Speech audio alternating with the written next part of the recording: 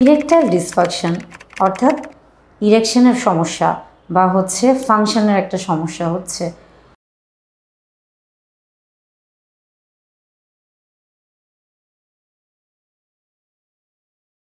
Erectile ডিসফাংশনে অনেক পুরুষ ভুগে থাকেন এবং আমাদের কাছে এসে বলে থাকেন যে তার লিঙ্গ উত্থান হচ্ছে না বা লিঙ্গ পতন হয়ে যাচ্ছে, অর্থাৎ ইরেকশনে তার একটা সমস্যা হচ্ছে। ইরেকটাইল ডিসফাংশনটা বিভিন্ন কারণেই হতে পারে, যে কোনো সময় হতে পারে, যে কোনো বয়সেই হতে পারে।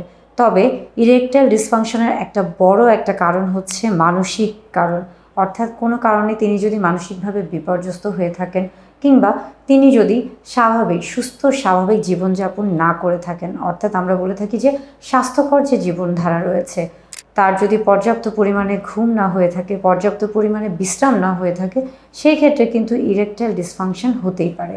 আবার পাশাপাশি অনেকেই বিভিন্ন রকমের প্রসাধনী ব্যবহার করে থাকেন অনেক ক্ষেত্রেই, আবার বিভিন্ন রকমের মেডিসিন বা ওষুধ খেয়ে থাকেন চিকিৎসকের পরামর্শ ছাড়াই বিভিন্ন জায়গা থেকে।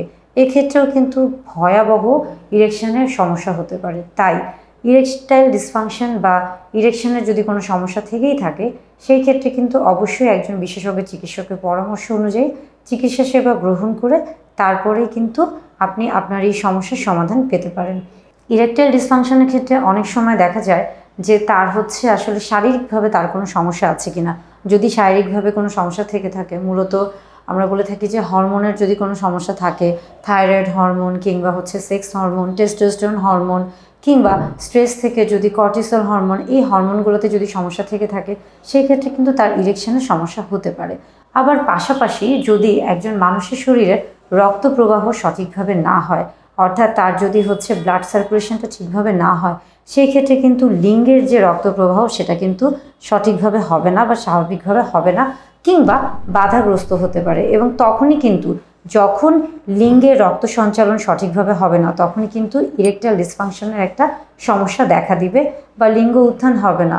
অর্থাৎ বিভিন্ন কারণেই ইরেকটাইল ডিসফাংশন হতে পারে।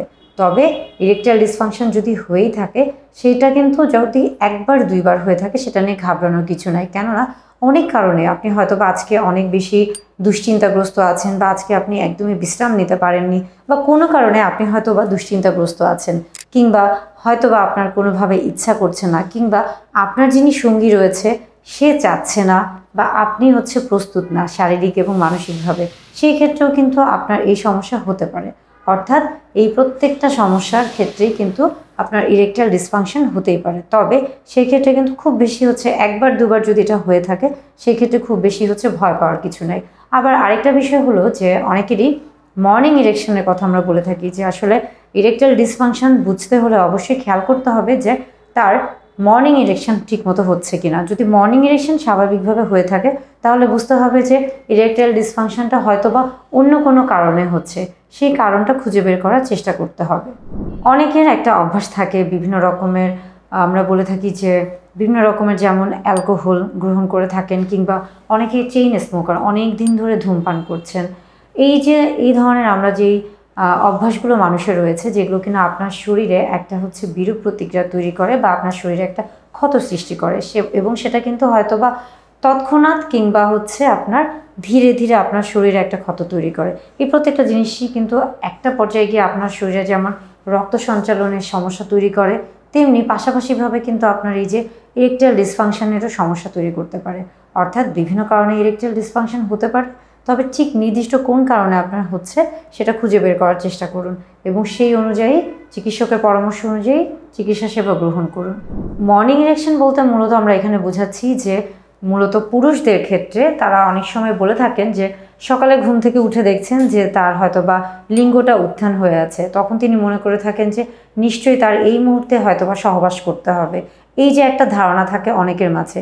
আবার অনেকে কিন্তু ভয় পেয়ে যান, মর্নিং ইরেকশন দেখেই অনেকে মনে করে থাকেন যে আমার সকালেই কেন এটা হচ্ছে, বা ঘুম থেকে জাগার পরেই কেন এটা হচ্ছে, তার মানে আমার কি কোনো সমস্যা হচ্ছে, ঘুমের সমস্যা হচ্ছে, বা আমার শরীরে অন্য কোনো সমস্যা হচ্ছে কিনা। আসলে মর্নিং ইরেকশন বা সকালে ঘুম থেকে উঠে পুরুষদের ক্ষেত্রে যদি লিঙ্গের উত্থান হয়ে থাকে, এটা কিন্তু স্বাভাবিক। আপনি খেয়াল করে দেখবেন যে শিশু থেকে শুরু করে বাচ্চা সকলের ক্ষেত্রে কিন্তু এই মর্নিং ইরেকশনটা আমরা অনেক সময় খেয়াল করে থাকি। এবং বাচ্চাদের ক্ষেত্রে অনেকে বলে থাকে যে বাচ্চাকে তাড়াতাড়ি এই মুহূর্তে ওয়াশরুমে বা টয়লেটে নিতে হবে, তা না হলে সে বিছানায় হয়তোবা প্রস্রাব করে দিবে। এই যে একটা ধারণা, এই ধারণাটা কিন্তু একটা হচ্ছে ভ্রান্ত ধারণা। মর্নিং ইরেকশনটা মূলত আপনার যখন রাতে একটা সুন্দর একটা ঘুম হচ্ছে বা স্বাভাবিকভাবে আপনি যখন একটা লম্বা ঘুম হচ্ছে এবং আপনার শরীর তখন কিন্তু আপনার মস্তিষ্ক শরীর সব কিছু একটা হচ্ছে বিশ্রাম পাচ্ছে এবং তখন স্বাভাবিকভাবে আপনার শরীরে রক্ত সঞ্চালন বৃদ্ধি পাচ্ছে এবং শরীরের যে স্বাভাবিক ক্রিয়াগুলো রয়েছে সেগুলো স্বাভাবিকভাবেই চলছে এবং যার ফলে কিন্তু সকালবেলা মানে ঘুমের পরে অর্থাৎ সকালবেলা ঘুম থেকে উঠে অনেকেই দেখেন যে তাদের মর্নিং ইরেকশন হচ্ছে বা পুরুষদের ক্ষেত্রে লিঙ্গের উত্থান হচ্ছে। এটা খুবই স্বাভাবিক। বরং এটা যদি না হয়ে থাকে সেই ক্ষেত্রে কিন্তু আমরা তখন চিন্তা করে থাকি যে তিনি কি অন্য কোনো রোগে আক্রান্ত আছেন কিনা, কিংবা যাদের ডায়াবেটিস রয়েছে বা যারা অনেক দিন ধরে দীর্ঘদিন ধরে বিভিন্ন রকমের রোগে ভুগছেন তাদের ক্ষেত্রে কিন্তু মর্নিং ইরেকশনটা সহজে হতে চায় না বা কম হয়ে থাকে। তখনই আমরা আসলে বুঝতে পারি যে যেহেতু মর্নিং ইরেকশনটা কম হচ্ছে তাহলে তার মানে হয়তো বা পরবর্তীতে তিনি ইরেকটাইল ডিসফাংশনে ভুগতে পারেন।